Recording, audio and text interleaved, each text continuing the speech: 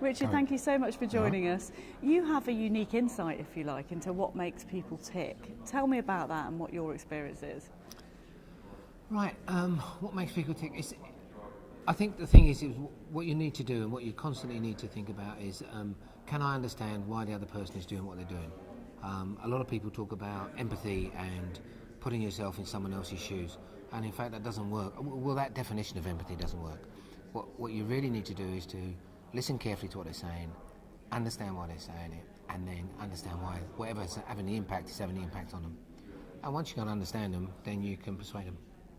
So those sort of factors that you've learned through your career, you think are very relevant to this industry as well. Why is that?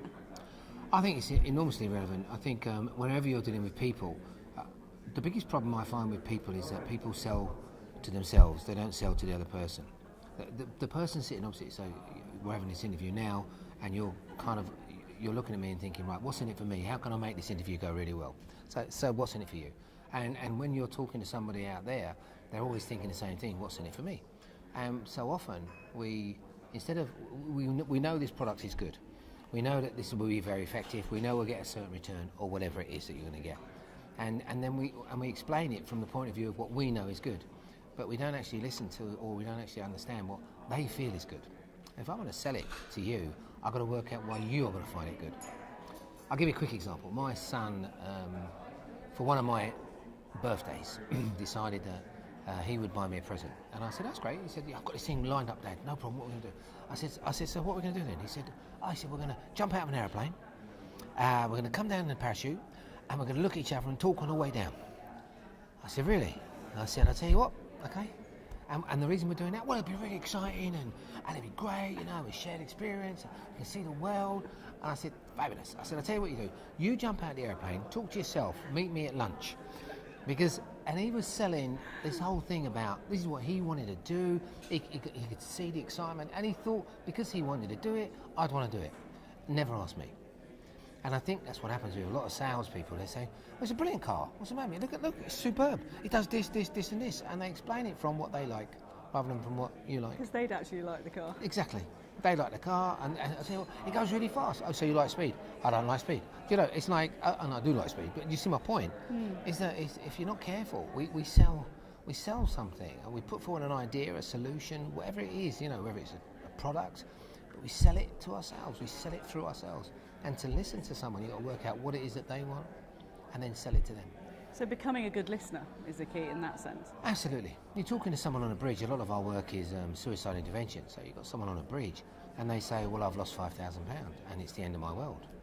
And you're stood there and you think, oh, it's only £5,000. Now, okay, £5,000 is a lot of money, but it's only £5,000. Why is it the end of your world? To them, it's the end of their world. So you've got to find out why it's the end of their world. You can't just say, oh, it's only £5,000.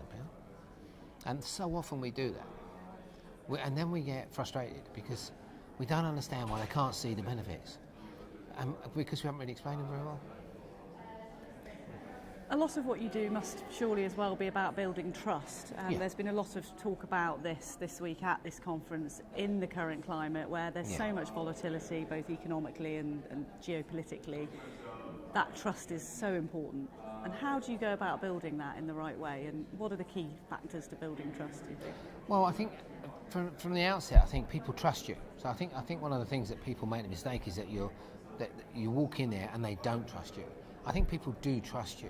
I think what happens then is you must keep the trust. So you do build the trust. They get to like you more. But it's two things. It's likability and trust. I'll talk about this, but it is, do I like you? Do I trust you?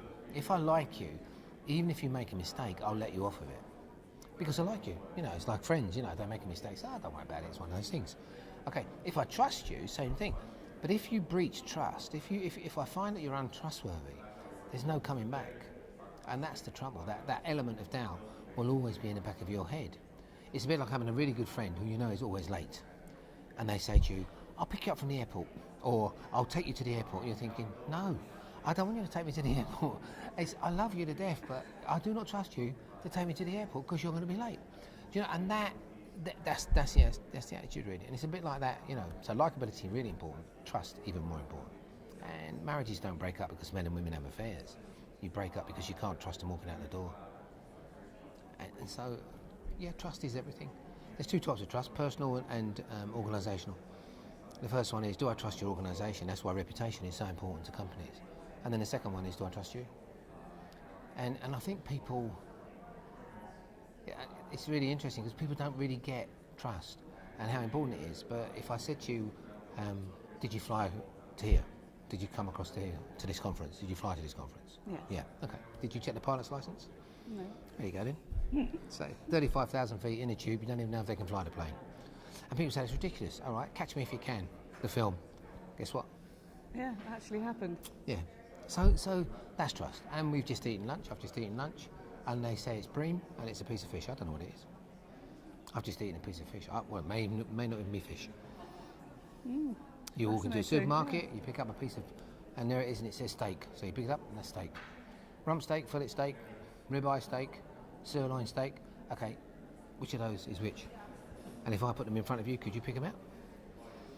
So what do? We just accept it. So there are levels of trust every day that you build. Oh, it's absolute. We have to trust. I mean, in England, you know, the stupidest things you do is walk on zebra crossings. If you think about a zebra crossing, you know, it's black and white. It's a road painted black and white with a lamppost on either side, and it stops trucks. Well, it doesn't stop trucks. It's a piece.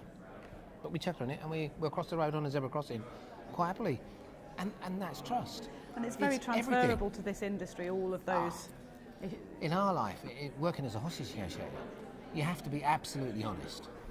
You know, there's so many times we've had situations where someone said to us, like, if you don't arrest me, if you don't arrest me, I'll come off or I'll come out. And we say, well, you're going to be arrested.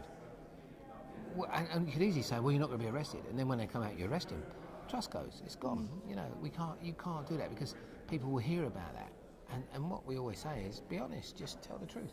If you can't do something, don't do it. You'd be surprised. People don't mind hearing bad news, providing you tell it the truth. Yeah. So what do you hope that delegates would take away from having met you and talked to you and heard what you have to say? What do you hope they'll walk away from this conference and do differently, if you like? Well, there's two things, I think. First and foremost is for me, it's about stop spending a lot of time looking at people and start listening to what they're saying. And then really know what you're listening for and know what your outcome is. You know, don't walk into something kind of hoping it'll go right. You know, your outcome's really important. Know what you're listening for. And then I suppose the second thing is the power of indirect questions. The indirect question is the most powerful question. If I was going to say, they're the two things I'd put out there. Give me an example. Of an indirect question. We're going to do it this afternoon, so it'll be tell me about your best boss and why you like working for him. As you tell me about your best boss, you're telling me how you like to work, which means I now know how you like to work, which means I can give you the job the way you like it. Or even better, you know, who's the best supplier you've ever worked with and why were they so good? Say it over lunch, and if you say it over lunch, you'll start telling me about your best supplier, and now you're telling me how to supply to you. Really simple. Simple but effective, I think. Fascinating. Thank you so much for joining us. Thank you. Good to speak to you. And you.